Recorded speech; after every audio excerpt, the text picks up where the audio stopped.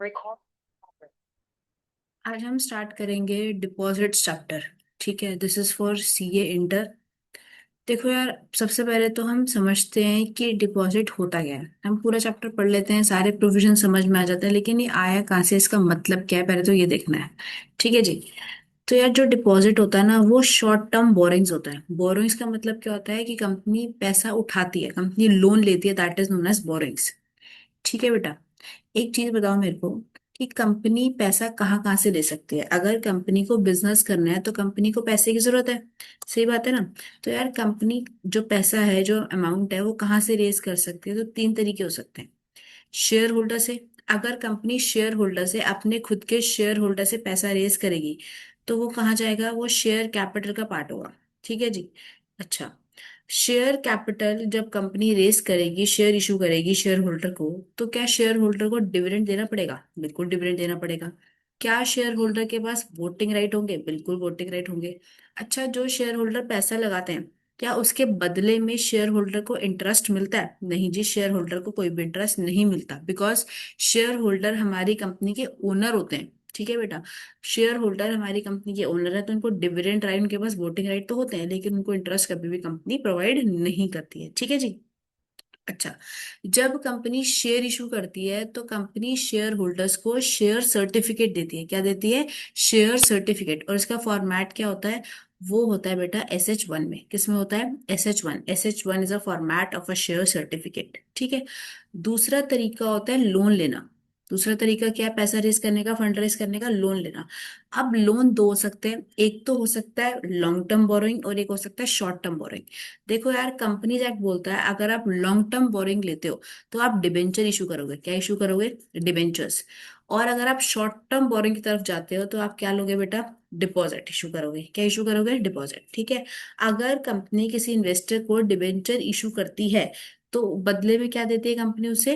Debenture certificate. क्या देती है? डिबेंचर सर्टिफिकेट देती है।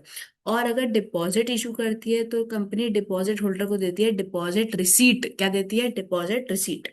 डीआर का मतलब क्या है यहाँ पे? Deposit receipt. सही है। ठीक है। अच्छा, डिबेंचर जो है वो लॉन्ग टर्म बोरिंग होता है, और डिपॉजिट जो है वो शॉर्ट टर्म बोरिंग होता है। बात समझ में आ गई? देखो बेटा, डिबेंचर के ऊपर डिविडेंड नहीं मिलता है, डिपॉजिट के ऊपर भी डिविडेंड नहीं मिलता है। डिबेंचर होल्डर के पास भी वोटिंग राइट नहीं होते हैं, डिपॉजिट होल्डर के पास भी वोटिंग राइट नहीं होते हैं। डिबेंचर होल्डर्स को इंटरेस्ट देती है कंपनी, ऐसे ही डिपॉजिट होल्डर्स को भी कंपनी इंटरेस्ट देती है। ठीक है। फर्क क्या है? Deposit is a long term borrowing, और sorry, debenture is a long term borrowing and deposit is a short term borrowing. बात समझ में आ गई? अब देखो यार, क्या डिफरेंस है। जब हम डिबेंचर के बारे में बातें करते हैं, तो हमारे पे सेक्शन 71 और 72 एप्लीकेबल होता है। ये दोनों सेक्शन हमें पढ़ने होते हैं। और जब हम डिपॉजिट के बारे में बातें करते हैं बेटा, तो डिपॉजिट के ऊपर लगता है section 73 to 76 of companies act 2013। साथ में एक और सेक्शन लगता है 76A। इसके अंदर पेनल्टी लिखी हुई है, राइट। ठीक है जी। अच्छा। अब बेटा, जो डिपॉजिट होता है, अभी मैंने आपको बताया deposit is a short term borrowings. ठीक है। सेक्शन कौन सा लगता है? 73 to 76 ऑफ कंपनीज एक्ट। साथ में क्या लगता है? 76A भी लगता है। सही बात है। ठीक है। अच्छा, जो डिपॉजिट होता है उसका मैक्सिमम टेन्योर कितना है? उसका मैक्सिमम टेन्योर है 36 मंथ। 36 मंथ्स का मतलब क्या होता है? 3 साल। 3 साल एग्जाम में नहीं लिखना है, कितना लिखना है? 36 मंथ्स ही लिखना है। ठीक है। अब बात आती है, जो कंपनी है वो कहाँ कहाँ से डिपॉजिट एक्सेप्ट कर सकती है, किस किस बंदे को कंपनी डिपॉजिट रिसीट इशू कर सकती है। तो कह रहे दो लोग हैं। एक तो है मेंबर, एक तो है पब्लिक। मेंबर का मतलब क्या है? कंपनी अपने खुद के मेंबर को, क्या बोला मैंने? कंपनी अपने खुद के मेंबर को, कंपनी अपने खुद के शेयर होल्डर को डिपॉजिट इशू कर सकती है।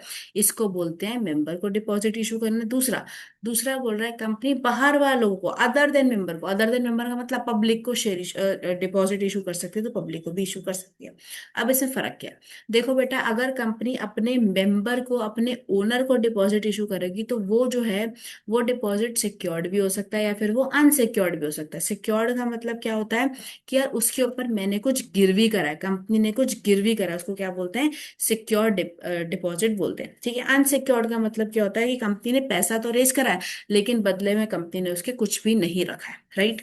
लेकिन जब पब्लिक को इशू करेंगे ना डिपॉजिट, तो हमेशा क्या होगा, वो सिक्योर्ड होगा। सिक्योर्ड का मतलब कंपनी कोई ना कोई अपनी प्रॉपर्टी मॉर्टगेज करेगी, कोई ना कोई प्रॉपर्टी अपनी गिरवी करेगी ही करेगी। That is known as secured deposits. यहाँ तक बात समझ में नहीं आई? आ गई बेटा? बिल्कुल, हमें समझ में आ गई। अब बात आती है कौन सी कंपनी डिपॉजिट इशू कर सकती है। पहले तो ये समझ लेते हैं कंपनी कौन कौन सी टाइप की हो सकती है। वैसे आपको पता होगा कि कंपनी जो रजिस्टर्ड होती है कंपनीज एक्ट में, वो दो ही होती है, या तो पब्लिक होती है या तो प्राइवेट होती है, बाकी सारे इसके पार्ट होते हैं। अब हम अलग तरीके से कंपनी के बारे में पढ़ रहे हैं कि किस तरीके से कंपनी काम करती है। तो बेटा, तीन तरह की कंपनी हो सकती है। एक तो होता है बैंकिंग कंपनी, दूसरा होता है एनबीएफसी, और तीसरा होता है एनबीएनएफसी। मैं आपको बता देती हूँ, बैंकिंग कंपनी कंपनीज एक्ट में रजिस्टर्ड तो है, लेकिन इसके ऊपर आरबीआई की रेगुलेशन भी लगती है।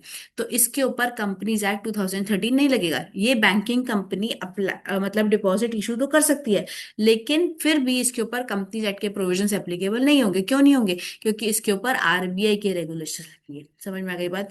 ऐसे ही same to same NBFC, non banking financial corporation, भी डिपॉजिट इशू कर सकती है अपने डिपॉजिट होल्डर को। ठीक है, पब्लिक को भी कर सकते हैं, मेंबर को भी कर सकते हैं, बट अगेन ये भी इसके ऊपर क्या लगती है, आरबीआई की कुछ रेगुलेशंस लगती हैं। देयरफॉर ये कंपनी भी, मतलब एज पर सेक्शन 73 76 इशू नहीं करेंगी डिपॉजिट। मैंने ये नहीं बोला कि आरबीआई कंपनी, बैंकिंग कंपनी या फिर एनबीएफसी कंपनी इशू नहीं कर सकती, डिपॉजिट कर सकती है, लेकिन इनके ऊपर आरबीआई की रेगुलेशन लगेंगी। ठीक है, कंपनीज एक्ट एप्लीकेबल नहीं होगा। तीसरी बची एनबीएनएफसी। एनबीएनएफसी क्या होता है? Non banking non financial corporation, मतलब एक नॉर्मल कंपनी। नॉर्मल कंपनी मतलब जैसे रिलायंस हो गई, टाटा हो गई, एक्सेट्रा एक्सेट्रा, ऐसी जो नॉर्मल कंपनीज है, ये इशू करेंगी। क्या ये डिपॉजिट इशू कर सकते हैं? बिल्कुल डिपॉजिट इशू कर सकती हैं। क्या इनके ऊपर 73 to 76 लगेगा सेक्शन? आंसर इज बिल्कुल, बिल्कुल लग जाएगा इनके ऊपर सेक्शन। बात समझ में आ गई तुम्हारे या नहीं आई? आ गई। तो मतलब हमें इस चैप्टर के अंदर क्या पढ़ना है, हमें सेक्शन पढ़ने 73 to 76, कैसे कंपनी अपने मेंबर को, अपने पब्लिक को डिपॉजिट इशू कर सकती है। ठीक है जी। अच्छा, मुझे एक बात बताओ, कौन सी कंपनी इशू कर सकती है? बैंकिंग कंपनी भी कर सकती है, एनबीएफसी भी कर सकती है, लेकिन एनबीएनएफसी भी कर सकती है। लेकिन हमें पढ़ना क्या है? हमें सिर्फ एनबीएनएफसी के बारे में बातें करनी है। क्यों बातें करनी है यहाँ पे? क्योंकि आरबीआई और एनबीएफसी के ऊपर तो क्या लग जाएंगी, आरबीआई की रेगुलेशन लग जाएंगी। तो ये जो दोनों कंपनी है, बैंकिंग और एनबीएफसी, ये कैसे इशू करेंगे deposit? As per the RBI regulation. लेकिन एनबीएनएफसी कैसे इशू करेगी बेटा जी? As per companies act. सही है। चलो, बस इसमें ये लिखा हुआ है, ये हमें पढ़ने की जरूरत नहीं है बेटा। अब हम बढ़ते हैं आगे। देखो यार, अभी मैंने आपको बताया दो काइंड ऑफ डिपॉजिट हो सकते हैं, दो तरीके से हम डिपॉजिट एक्सेप्ट कर सकते हैं। एक तो आप अपने मेंबर से डिपॉजिट ले सकते हो, दूसरा पब्लिक से डिपॉजिट ले सकते हो। ठीक है बेटा? अगर आप मेंबर से डिपॉजिट एक्सेप्ट करोगे तो सेक्शन नंबर 73 लगेगा। अगर आप पब्लिक से डिपॉजिट एक्सेप्ट करोगे तो सेक्शन नंबर 76 लगेगा। यहाँ तक कोई दिक्कत समस्या? नहीं जी, हमारे पे कोई दिक्कत समस्या नहीं है। ठीक है। अगर बेटा मेंबर से डिपॉजिट एक्सेप्ट करोगे तो कौन सी कंपनी मेंबर से डिपॉजिट एक्सेप्ट कर सकती है? बोल रहा है कोई भी कंपनी, कोई भी प्राइवेट कंपनी, कोई भी पब्लिक कंपनी मेंबर से डिपॉजिट एक्सेप्ट कर सकती है। लेकिन पब्लिक से कौन सी कंपनी डिपॉजिट एक्सेप्ट करेगी? बोल रहा है only eligible public company. Eligible public company क्या होता है? एलिजिबल पब्लिक कंपनी वो कंपनी होती है जिसकी नेटवर्थ इक्वल टू और मोर देन 100 करोड़ है, या फिर टर्नओवर इक्वल टू और मोर देन 500 करोड़ है। दोनों में से अगर एक भी कंडीशन सेटिस्फाई हो गई तो आप क्या बन जाओगे? एलिजिबल पब्लिक कंपनी बन जाओगे। देयरफॉर आप पब्लिक से डिपॉजिट एक्सेप्ट कर सकते हो। ठीक है बेटा, यहाँ तक बात क्लियर, पक्की बात है। तो अभी हमने बोला मेंबर से कौन सी कंपनी डिपॉजिट एक्सेप्ट करेगी? मेंबर से कोई भी कंपनी डिपॉजिट एक्सेप्ट कर सकती है, whether it is a private company और अ पब्लिक कंपनी। लेकिन पब्लिक से डिपॉजिट एक्सेप्ट सिर्फ एलिजिबल पब्लिक कंपनी कर सकती है। एलिजिबल पब्लिक कंपनी ऐसी पब्लिक कंपनी होती है जिसकी नेटवर्थ इक्वल टू और मोर देन 100 करोड़ है, या फिर टर्नओवर इक्वल टू और मोर देन 500 करोड़ है। तो मतलब ये हुआ, क्या प्राइवेट कंपनी पब्लिक से डिपॉजिट एक्सेप्ट कर सकती है? आंसर इज नो, नहीं कर सकती। क्यों? क्योंकि साफ साफ लिखा हुआ है सिर्फ ऐसी कंपनी जो एलिजिबल पब्लिक कंपनी है वही मेंबर से, वही पब्लिक से डिपॉजिट एक्सेप्ट कर सकती है। कोई और कंपनी पब्लिक से डिपॉजिट एक्सेप्ट नहीं कर सकती, मतलब नहीं कर सकती। सही है। यस, हमें बिल्कुल समझ में आ गया। आगे बढ़ते हैं। Acceptance of deposit from member, section number 73। यार मेंबर से कौन सी कंपनी डिपॉजिट एक्सेप्ट कर सकती है? कोई भी कर सकती है। ठीक है बेटा? चलो आगे लिखा हुआ है, इसमें देखो कि कैसे कैसे आप मेंबर से डिपॉजिट एक्सेप्ट कर सकते हो, क्या क्या आपके मतलब प्रोविजंस है। सेक्शन 73 बोलता है कंपनी बाय पासिंग ओआर, मतलब कौन सी कंपनी? एनबीएनएफसी। ठीक है, एनबीएनएफसी चाहे प्राइवेट हो चाहे पब्लिक हो, क्योंकि जो यार आर जो बैंकिंग कंपनी या फिर एनबीएफसी कंपनी है, वो तो कैसे एक्सेप्ट करती हैं? वो तो आरबीआई रेगुलेशन के हिसाब से एक्सेप्ट करती है। ठीक है बेटा? तो कोई भी कंपनी ओआर पास करके इशू कर सकती है डिपॉजिट अपने मेंबर को, ठीक है। अच्छा, लेकिन कुछ कंडीशन भी आपको सेटिस्फाई करनी पड़ेगी। क्या कंडीशन है? आपको सर्कुलर इशू करना पड़ेगा अपने मेंबर को, किसमें, कौन से फॉर्म में? डीपीटी 1। याद रखना बेटा, कौन सा फॉर्म में? डीपीटी 1। बहुत डायरेक्ट क्वेश्चन भी आ सकते हैं चैप्टर में से, ठीक है। तो इशू करना है आपको सर्कुलर अपने मेंबर को डीपीटी 1 में, साथ में कुछ कंटेंट लगाने। कंटेंट क्या होंगे डीपीटी 1 के? फाइनेंशियल पोजीशन ऑफ कंपनी, हमारी कंपनी की फाइनेंशियल पोजीशन क्या है ये बताना है। क्रेडिट रेटिंग लेना इसके अंदर ऑप्शनल होता है। एग्जिस्टिंग डिपॉजिट है वो बता दो, amount due to existing deposit ये बता दो, और अदर पर्टिकुलर्स अगर आप बताना चाहो तो वो बता दो, ठीक है। सेकंड पॉइंट बोल रहा है, file a copy of DPT 1 to ROC within 30 days before the date of issue of circular to member. इसका मतलब ये है कि मेंबर को डीपीटी 1 इशू करने से 30 दिन पहले आपको आरओसी को फाइल करना पड़ेगा डीपीटी 1। उसके बाद 30 दिन के अंदर अंदर, जब से आपने आरओसी को फाइल करा उसके 30 डेज के अंदर अंदर आपको मेंबर को फाइल करना है डीपीटी 1। सही है, ठीक है। फिर कह रहा है आपको डीआरआर मेंटेन करना पड़ेगा। डीआरआर का मतलब होता है डिपॉजिट रीपेमेंट रिजर्व, ये कितना होता है अभी आगे आएगा। डी पॉइंट हो चुका है हमारा ओमिटेड, मतलब डिलीट हो चुका है, ये हमें पढ़ने की जरूरत नहीं है बिल्कुल भी, ठीक है। ई पॉइंट बोल रहा है कि default in existing deposit, a company shall give certificate that company has not committed any default.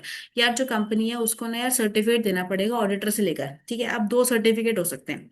पहला सर्टिफिकेट क्या है? कि कंपनी ने कभी भी डिफॉल्ट नहीं करा रीपेमेंट ऑफ डिपॉजिट के अंदर। किसमें डिफॉल्ट नहीं करा? यहाँ पे लिख लेते हैं हम, रीपेमेंट ऑफ डिपॉजिट के अंदर कंपनी ने कभी भी डिफॉल्ट नहीं करा है। किसमें नहीं करा है बेटा? रीपेमेंट ऑफ डिपॉजिट के अंदर कंपनी ने कभी भी डिफॉल्ट नहीं करा, ठीक है। दूसरा क्या है? अगर कंपनी ने डिफॉल्ट करा था, क्या बोल रहा है? अगर कंपनी ने डिफॉल्ट करा था, company has made default but rectify the same and period of 5 years has lapsed from the rectification of default, ठीक है बेटा। कंपनी ने डिफॉल्ट करा था और कंपनी ने उस डिफॉल्ट को क्या कर लिया? रेक्टिफाई कर लिया, और रेक्टिफाई करने के बाद 5 साल हो चुके हैं, तब आप डिपॉजिट एक्सेप्ट कर सकते हो। पॉइंट समझ में आ गया? ठीक है। उसके बाद लिखा है प्रोवाइड सिक्योरिटी वेनी for the repayment of deposit. आपको ये बताना है कि आपने कोई सिक्योरिटी प्रोवाइड करी थी, तो मेंबर से करे तो यार ऑप्शनल होता है, आप सिक्योर्ड भी कर सकते हो, अनसिक्योर्ड भी कर सकते हो। अगर है, यहाँ पे लिखा है इफ एनी, इफ एनी का मतलब अगर है तो बता दो, नहीं है तो कोई बात नहीं, कोई दिक्कत नहीं है, ठीक है बेटा। आगे देखो क्या लिखा है, every deposit accepted under section 73 subsection 2 shall be repaid with interest as per terms and condition। जो भी आपने डिपॉजिट एक्सेप्ट करा था ऊपर, उसको आपको क्या करना है? रेट ऑफ इंटरेस्ट के साथ आपको वापस देना है। अच्छा, इंटरेस्ट कितना हो सकता है? कह रहा है maximum rate of interest. Maximum rate of interest क्या होगा? The same rate as specified by RBI for NBFC. जो रेट एनबीएफसी के लिए आरबीआई ने स्पेसिफाई करा है वही रेट हम करेंगे, मैक्सिमम रेट, ठीक है। फॉर एग्जाम्पल कि यार आरबीआई बोल रही है अगर एनबीएफसी डिपॉजिट एक्सेप्ट करेगी ना, तो वो 10% का रेट रखेगी इंटरेस्ट का, ठीक है। तो अब एक कंपनी है रिलायंस, उसको भी यार इशू करने हैं डिपॉजिट मेंबर को, ठीक है। तो वो कितना इंटरेस्ट रख सकती है बेटा, जरा बताना मुझे। मैक्सिमम रेट मैक्सिमम 10% ही हो सकता है। अच्छा, 11% कर सकते हैं? Answer is no. 9% कर सकते हैं? Answer is yes. 7% कर सकते हैं? Answer is yes. 8% कर सकते हैं? आंसर इज यस कर सकती है, लेकिन ज्यादा नहीं कर सकती, ठीक है। हमें समझ में आ गया। अगर कंपनी फेल हो गई, ठीक है, तो अगर कंपनी ने डिपॉजिट या इंटरेस्ट पे नहीं करा तो डिपॉजिटर अप्लाई करेंगे एनसीएलटी को, एनसीएलटी 11 में, कि एनसीएलटी जी हमारा पैसा नहीं दिया है कंपनी ने, आप दिलवा दो। समझ में आ गई बात? इजी है यार, बहुत आसान है, ठीक है। आगे क्या लिखा है बेटा, कि कंपनी को द डीआरआर, डीआरआर बनाना पड़ेगा। डीआरआर कितना? तो देखो लिखा हुआ है, the company shall deposit on before 30 April every year. Company को डिपॉजिट करना है कब कब कब कब डिपॉजिट करना है? हर साल 30 अप्रैल तक। ऑन और बिफोर मतलब या तो 30 अप्रैल तक या तो उससे पहले, ठीक है। ऑफ अमाउंट कितना? 20%। कितना अमाउंट है? 20% of the amount of deposit maturing during following financial in schedule commercial bank. जो अगले साल मेच्योर होने वाले, जैसे एक साल है 1 अप्रैल 2025 टू 31 मार्च 2026, ठीक है जी। अच्छा, 1 अप्रैल 2025 के बाद अप्रैल आएगा, 30 अप्रैल 2025, यहाँ तक आपको जमा करने 20%। किसका 20%? 20% उसका जो अगले साल 31 मार्च 2026 को मेच्योर होने वाले हैं, वो शेड्यूल कमर्शियल बैंक के अंदर आपको डिपॉजिट करने पड़ेंगे, ठीक है। बात समझ में आ गई? क्वेश्चन दे रखा है, उसको छोड़ देते हैं, हम आगे बढ़ते हैं। डिपॉजिट फ्रॉम पब्लिक, अच्छा मैंने आपको बता दिया है क्या डिपॉजिट फ्रॉम पब्लिक कौन कर सकता है। अच्छा, डिपॉजिट फ्रॉम पब्लिक का मतलब क्या? Other than member. Section number 76 लगेगा इसके ऊपर। कौन सी कंपनी डिपॉजिट फ्रॉम पब्लिक कर सकती है? क्या बोल रहा है? एलिजिबल पब्लिक कंपनी कर सकती है। एलिजिबल पब्लिक कंपनी क्या होता है? ऐसी पब्लिक कंपनी जिसकी नेटवर्थ इक्वल टू और मोर देन 100 करोड़ है, या फिर टर्नओवर इक्वल टू और मोर देन 500 करोड़ है, बस ये कर सकती है। अच्छा, ये बोल रहा है बेटा जो सारे के सारे प्रोविजंस है ना, जो ऊपर हमने पढ़े मेंबर वाले, वो सारे प्रोविजन किस पे लगेंगे? वो पब्लिक के ऊपर भी लगेंगे। लेकिन दो बातें हैं इसके अंदर। दो बातें क्या है, कि क्रेडिट रेटिंग यदि मैंडेटरी है, और इसको क्या करना पड़ेगा, मतलब सिक्योर डिपॉजिट होने चाहिए, चार्ज क्रिएट करना पड़ेगा, ठीक है बेटा। आगे देखते हैं डिपॉजिट का मतलब क्या होता है। तो rule 21C of companies acceptance of deposit rule 2014 के अंदर लिखा है। ये बहुत ज्यादा इंपॉर्टेंट डेफिनेशन है। डिपॉजिट का मतलब क्या होता है जरा देख लेते हैं, आसान है। क्या बोल रहे हैं, deposit includes any receipt of money, मतलब किसी भी तरीके से अगर आप पैसा एक्सेप्ट करोगे, चाहे आप लोन के थ्रू करो, चाहे डिपॉजिट के थ्रू करो या किसी अदर फॉर्म में करो, वो सब क्या माना जाएगा, वो डिपॉजिट माना जाएगा। लेकिन एंड एक्सक्लूड द फॉलोइंग, लेकिन नीचे लिखी हुई चीजों के थ्रू अगर आप पैसा एक्सेप्ट करोगे तो वो डिपॉजिट नहीं माना जाएगा। पहला क्या लिखा है, अगर कोई पैसा मिला सेंट्रल गवर्नमेंट से, स्टेट गवर्नमेंट से, लोकल अथॉरिटी से या फिर कोई स्टैट्यूटरी अथॉरिटी से, तो वो डिपॉजिट नहीं है। अगर पैसा मिला फॉरेन गवर्नमेंट से, फॉरेन एक्सपोर्ट क्रेडिट एजेंसी से, फॉरेन बॉडी कॉर्पोरेट से या फिर पीआरओआई से, पीआरओआई मतलब पर्सन रेजिडेंट आउटसाइड इंडिया, यहाँ से पैसा मिला तो वो भी डिपॉजिट नहीं माना जाएगा। बिल्कुल सही बात है। अगर बेटा आपने लोन लिया है किसी बैंक से, वो भी नहीं माना जाएगा। लोन लिया पीएफआई से, इंश्योरेंस कंपनी से, वो भी नहीं माना जाएगा डिपॉजिट। अगर कमर्शियल पेपर के थ्रू आपने अपना पैसा रेज करा तो भी नहीं माना जाएगा। अगर आपने इंटर कॉर्पोरेट लोन लिया तो भी नहीं माना जाएगा। ठीक है, अगर आपके शेयर एप्लीकेशन बने तो वो भी नहीं माना जाएगा। ठीक है बेटा। अच्छा, देखो शेयर एप्लीकेशन मनी में एक चीज है, मैं आपको बता देती हूँ, आपने पढ़ा होगा, ये शेयर कैपिटल के अंदर हम लोग पढ़ते हैं। जब कंपनी पैसा रेज करती है शेयर एप्लीकेशन मनी के थ्रू, 60 डेज के अंदर जब से पैसा रेज करा है अलॉटमेंट करनी पड़ती है। अगर नहीं कर पाए तो 15 दिन के अंदर रिफंड करना पड़ता है। अगर तब भी नहीं कर पाए तो 76 डे से डिपॉजिट माना जाता है, उससे पहले डिपॉजिट नहीं माना जाता है, याद रखना। तो जनरली अगर कोई पूछे कि share application money is a deposit, answer is no. अगर आपने अलॉटमेंट नहीं करी 60 दिन में, उसके बाद 15 दिन के अंदर रिफंड करना था, रिफंड भी नहीं कर पाए तो 76 डे से वो डिपॉजिट माना जाएगा। ठीक है बेटा। अगर डायरेक्टर से आपने कोई पैसा लिया है और वो डायरेक्टर लिख के देगा कि ये बोरोड फंड नहीं है, तो भी क्या माना जाएगा, ये डिपॉजिट मान लिया जाएगा। ठीक है बेटा। ठीक है, आगे देखो। अगर डिवेंचर के थ्रू करा है तो भी नहीं होगा वो। एनुअल सैलरी, एम्प्लॉय से आपने पैसा रेज करा है, ठीक है, बट वो उसकी एनुअल सैलरी ज्यादा नहीं होना चाहिए बस। अगर बेटा कोई पैसा मिला in the ordinary course of business for the advance of goods और supply, sale of immovable property, performance of contract और supply of goods and services, ये सब, अगर कोई वो हमें फ्यूचर वारंटी दे रहा है, ये सब, ठीक है, तो ये भी डिपॉजिट नहीं है। सीआईएस कलेक्टिव इन्वेस्टमेंट स्कीम के थ्रू मिल रहा है। अगर कोई स्टार्टअप कंपनी है, अप टू 10 ईयर्स तक कोई भी पैसा रेज कर सकती है, लेकिन गवर्नमेंट की गाइडलाइंस फॉलो करनी पड़ेंगी आपको। ठीक है जी। तो उसके बाद वो डिपॉजिट नहीं माना जाएगा। ये इंपॉर्टेंट डेफिनेशन है, ये आपको याद करनी है। अगर आपके पास डेफिनेशन है, मॉड्यूल में सारे डेफिनेशन हैं, अगर आपको नहीं मिलती तो आप स्क्रीनशॉट ले लो इसमें से। ठीक है, साथ साथ लिख भी सकते हो, कोई दिक्कत नहीं है। कोई डाउट समस्या हो तो आप मुझसे कमेंट में पूछो। ठीक है, आगे देखो यार। रूल 3 किसका, एक्सेप्टेंस ऑफ डिपॉजिट रूल 2014 का। रूल 3 बोलता है मेच्योरिटी पीरियड, कब तक डिपॉजिट मेच्योर हो जाएंगे। तो बोल रहा है मिनिमम 6 महीने, maximum 36 months, minimum 6 months, maximum 36 months. ठीक है जी। एक्सेप्शन क्या है, कह रहा है जो 6 महीने है ना, ये 3 महीने भी हो सकता है। कब हो सकता है, अगर आपने डिपॉजिट एक्सेप्ट करा है maximum 10% of paid up share capital free reserve और सिक्योरिटी प्रीमियम, यहाँ तक इतनी लिमिट तक अगर आपने डिपॉजिट एक्सेप्ट करा है तो बेटा मिनिमम 3 महीने के लिए, मैक्सिमम 36 मंथ्स के लिए आप डिपॉजिट एक्सेप्ट कर सकते हो। ठीक है, बात समझ में आ गई हमारे, बिल्कुल समझ में आ गई। आगे लिखा सीलिंग लिमिट ऑन डिपॉजिट, मतलब सीलिंग लिमिट मतलब मैक्सिमम लिमिट आप कितना डिपॉजिट एक्सेप्ट कर सकते हो। देखते हैं। अगर नॉन एलिजिबल कंपनी क्या होता है बेटा, कोई भी प्राइवेट कंपनी, कोई पब्लिक कंपनी है ना, तो ये सिर्फ मेंबर से डिपॉजिट एक्सेप्ट कर सकते हैं, कितना, मैक्सिमम 35% पीडब्ल्यू कैपिटल फ्रीजर और सिक्योरिटी, लेकिन पब्लिक से नहीं कर सकती, प्रोहिबिट है। ठीक है। एलिजिबल पब्लिक कंपनी है तो मैक्सिमम 10% पब्लिक से, मेंबर से, और 25% पब्लिक से। आईएफएससी कंपनी दोनों से कर सकती है, 100% of PW capital freezer security premium. ठीक है, ये बोल रहा है। फोर्थ पॉइंट भी इंपॉर्टेंट है, इसके ऊपर भी क्वेश्चन बहुत बार आ चुका है इंटर के अंदर, तो ये आपको याद रखना है। थोड़ा आराम से करते हैं इसको। क्या बोल रहा है बेटा, कि कोई लिमिट नहीं है, कह रहा है लिमिट नहीं है, जितना मर्जी आप डिपॉजिट एक्सेप्ट करो। कब, दो केसेस के अंदर। पहला, अगर कोई स्टार्टअप कंपनी है, पहले 10 सालों तक कोई लिमिट नहीं है, ठीक है। दूसरा, कह रहा है प्राइवेट कंपनी के अंदर भी लिमिट नहीं है, अगर आप कंडीशन सेटिस्फाई कर दो। पहली कंडीशन क्या बोल रही है, कि वो प्राइवेट कंपनी किसी भी कंपनी की सब्सिडरी या एसोसिएट कंपनी नहीं होनी चाहिए। दूसरा बोल रहा है कि उसने बोरोइंग्स ले रखे हैं बैंक और पीएफआई से, बॉडी कॉर्पोरेट से, कितना, less than twice of paid up share capital 50 crore, which ever is less. ठीक है, पहली कंडीशन है कि प्राइवेट कंपनी भी कितना मर्जी डिपॉजिट एक्सेप्ट कर सकती है मेंबर से। ठीक है जी। पहले ऊपर 35% की लिमिट थी, कह रहा है लिमिट नहीं लगेगी, 100% करो, आप 200% करो, जितना मर्जी करो, 1000% करो, 2000% करो, कोई बात नहीं। दो कंडीशन क्या है, पहली कंडीशन है वो कंपनी, प्राइवेट कंपनी किसी कंपनी की सब्सिडरी एसोसिएट नहीं होनी चाहिए। दूसरा बोल रहा है यार कि उसने बोरोइंग्स ना ली हो किसी बैंक से, पीएफआई से, बॉडी कॉर्पोरेट से, कितनी, less than paid up share, less than twice of paid up share capital, paid up share capital का दुगना, और 50 crore which ever is less. ठीक है। समझ में आ गई हमें, बिल्कुल। एडवर्टीजमेंट क्या है, ऑप्शनल है, अब आप दे भी सकते हो नहीं दे सकते, लेकिन अगर आप पब्लिक से डिपॉजिट एक्सेप्ट करोगे तो डीपीटी वन के अंदर आपको एडवर्टीजमेंट देनी पड़ेगी। जो डीपीटी वन है वो मेंबर को इशू करोगे, और डिपॉजिट जो न्यूज़पेपर एडवर्टीजमेंट है वो ऑप्शनल है, लेकिन अगर पब्लिक से करोगे तो मैंडेटरी है। ठीक है बेटा, ठीक है। उसके बाद न्यूज़पेपर एडवर्टीजमेंट में आपको बता दिया, और आपको डीपीटी वन वेबसाइट पे अपलोड करनी पड़ेगी अगर है तो, वेबसाइट आपके पास। बस 30 डेज पहले जब आपने डीपीटी वन आरओसी को इशू करना है, मेंबर को इशू करने से पहले, हम सब पढ़ चुके हैं यार, बहुत आसान है। ठीक है। वैलिडिटी, न्यूज़पेपर एडवर्टीजमेंट की वैलिडिटी कहाँ तक है? 6 months from the financial year और date of AGM whichever is earlier. ठीक है। इंश्योरेंस हो चुका है हमारा डिलीट, ये हमें नहीं पढ़ना। Security,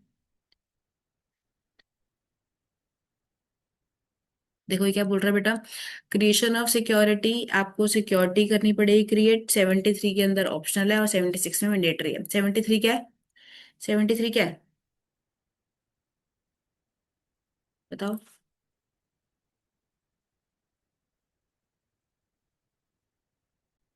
Recall progress. ठीक है जी, आगे देखो बेटा। अच्छा, हमने क्या बोला आपको, सिक्योरिटी क्रिएट करना ऑप्शनल होता है अकॉर्डिंग टू सेक्शन नंबर 73। अगर आप मेंबर से डिपॉजिट एक्सेप्ट करोगे तो सिक्योरिटी क्रिएट करना ऑप्शनल है। अगर आप पब्लिक से डिपॉजिट एक्सेप्ट करोगे तो सिक्योरिटी क्रिएट करना मैंडेटरी होता है। ठीक है जी। रूल 7 बोल रहा है सिक्योरिटी प्रोवाइड अगर आप करोगे, it is mandatory to appoint deposit trustee. जो भी कंपनी पब्लिक से डिपॉजिट एक्सेप्ट करेगी और वो मतलब सिक्योरिटी क्रिएट करेगी, तो उसको डिपॉजिट ट्रस्टी अपॉइंट करना मैंडेटरी होता है। तो उसको डिपॉजिट ट्रस्ट डीड बनानी पड़ती है बेटा डीपीटी टू के अंदर। ठीक है। Shall be executed at least 7 days before issuing DPT one. जो ये डिपॉजिट ट्रस्ट डीड है ना, क्या है बेटा, डिपॉजिट ट्रस्ट डीड है, तो उसको आपको क्या करना है, एग्जीक्यूट करना है at least 7 days before issuing DPT one. DPT one हमने इशू करा था, आपको याद होगा, हमने आरओसी को इशू करा था, हमने मेंबर को इशू करा था, उससे 7 दिन पहले आपको डिपॉजिट ट्रस्ट डीड बनानी है। तो दिक्कत समस्या, कोई दिक्कत समस्या नहीं है यहाँ तक। रूल 8 बोल रहा है ड्यूटीज ऑफ डिपॉजिट ट्रस्टी, ये हमें पढ़ने की जरूरत नहीं है, हमारे सिलेबस में नहीं है। ठीक है। रूल 9 बोलता है मीटिंग ऑफ डिपॉजिटर्स। वैसे तो डिपॉजिटर की मीटिंग नहीं होती है। डिपॉजिटर्स वो होते हैं जिसको कंपनी ने डिपॉजिट इशू करें, डिपॉजिट होल्डर्स को डिपॉजिटर्स बोलते हैं। वैसे तो इनकी मीटिंग बुलाने की जरूरत नहीं है, लेकिन दो केसेस में मीटिंग बुलानी पड़ेगी, ट्रस्टी मीटिंग बुलाएगा, डिपॉजिट ट्रस्टी। ठीक है। फर्स्ट बोल रहा है इफ रिक्विजिशन, रिक्विजिशन का मतलब होता है रिक्वेस्ट, अगर रिक्वेस्ट करिए किसने, अच्छा राइटिंग में करनी है request, in writing, signed by at least 1/10 of depositors in value. किसने रिक्वेस्ट करी है बेटा, at least 1/10 of depositors in value ने अगर आपको रिक्वेस्ट करी है तो आपको डिपॉजिट मतलब वो करना पड़ेगा, मीटिंग बुलानी पड़ेगी। दूसरा, अगर कंपनी ने डिफॉल्ट करा है इंटरेस्ट या फिर प्रिंसिपल अमाउंट पे करने में, तब भी आपको मीटिंग बुलानी पड़ेगी। समझ में आ गई। आगे देखते हैं। रूल 10 बोलता है बेटा फॉर्म ऑफ एप्लीकेशन। कोई भी इन्वेस्टर डिपॉजिट अगर कंपनी को पैसे दे रहा है, ठीक है, तो उसको दो कंडीशन है, डिपॉजिट अगर लेना है उसको कंपनी से, तो दो कंडीशन है, आपको एप्लीकेशन देनी पड़ेगी रिटर्न में, दूसरा डिक्लेरेशन देना पड़ेगा कि ये जो मैं पैसे दे रहा हूँ ना आपको, वो बोरोड फंड नहीं है, वो मेरे खुद के पैसे हैं। ठीक है। मतलब जो भी बंदा कंपनी को पैसे देगा और डिपॉजिट कंपनी से लेगा, तो उसके लिए दो कंडीशंस है। पहली कंडीशन क्या है, वो एप्लीकेशन रिटर्न में होनी चाहिए। दूसरा, वो ये लिख के देगा कि जो पैसे आपको दे रहा हूँ that is not a borrowed fund, ये मेरे खुद के पैसे है। ठीक है बेटा। अच्छा, can company accept deposit on verbal request, क्या कंपनी वर्बल ओरल रिक्वेस्ट से डिपॉजिट एक्सेप्ट कर सकते हैं? Answer is no. पर था कंडीशन कि रिटर्न में होनी चाहिए, वर्बल नहीं हो सकती। नहीं आ रही बात समझ तुम्हारे? आ रही है बेटा? बिल्कुल, हमें मैम समझ में आ रही है। आगे देखो, रूल 11 क्या है, power of nomination, nominee appoint करना ऑप्शनल होता है। रूल 12 क्या है कि यार जब से डिपॉजिट रिसिप्ट कंपनी इन्वेस्टर देंगे, मतलब इन्वेस्टर ने पैसा दिया, फंड्स दिए, तो कंपनी डिपॉजिट रिसिप्ट देगी। कंपनी डिपॉजिट रिसिप्ट कब तक देगी, कह रहा है 21 डेज के अंदर, विद इन 21 डेज। 21 डेज कहाँ से? From the receipt of money, from the receipt of money और रियलाइजेशन ऑफ चेक। ठीक है। क्या बोल रहा है कि जो इन्वेस्टर्स हैं उसने कंपनी को पैसे दिए, तो कंपनी बदले में क्या देगी, डिपॉजिट रिसीट देगी। क्या देगी बेटा, डिपॉजिट रिसीट देगी। कितने दिन में, 21 डेज के अंदर। कितने दिन में, 21 डेज के अंदर। 21 डेज कहाँ से, जब से पैसा मिला या से जब से चेक रिलीज हुआ है। ठीक है। डीआरआर मेंटेन करना पड़ेगा 20% 30 अप्रैल तक, ये तो हमने पढ़ लिया है। रजिस्टर ऑफ डिपॉजिट बना सकते हो आप, इसका कोई फॉर्म नंबर नहीं है। इसमें क्या क्या है, नेम एड्रेस पैन नंबर लिखना पड़ेगा डिपॉजिटर्स का, पर्टिकुलर नॉमिनी लिखने पड़ेंगे, डिपॉजिट रिसीट नंबर लिखना है, date and amount of cheque each deposit लिखना पड़ेगा, ड्यूरेशन ऑफ डिपॉजिट क्या है, रेट ऑफ इंटरेस्ट क्या है, ड्यू डेट ऑफ रीपेमेंट क्या है। ठीक है। बस रूल 15 हो गया डिलीट। रूल 16 क्या बोल रहा है, return of deposit. Return of deposit हर साल 30 जून तक आपको फाइल करनी पड़ेगी डीपीटी 3 के अंदर, अगर आपने डिपॉजिट एक्सेप्ट कर रखे हैं पब्लिक से या फिर मेंबर्स से। ठीक है जी। रूल 17 बोलता है penal rate of interest, penalty लगेगी अगर आपने टाइमली रीपे नहीं करा, 18% per annum if not repaid timely. ठीक है बेटा। रूल 21 बोलता है कंपनी डिफॉल्ट करेगी तो कितना है, फाइन है अप टू 5,000 रुपये। ठीक है। कंटिन्यू डिफॉल्ट है तो 500 फॉर ईच डे, जब तक डिफॉल्ट कंटिन्यू रहता है। और 76 इज इंपॉर्टेंट सेक्शन, ये जनरल पेनल्टी है।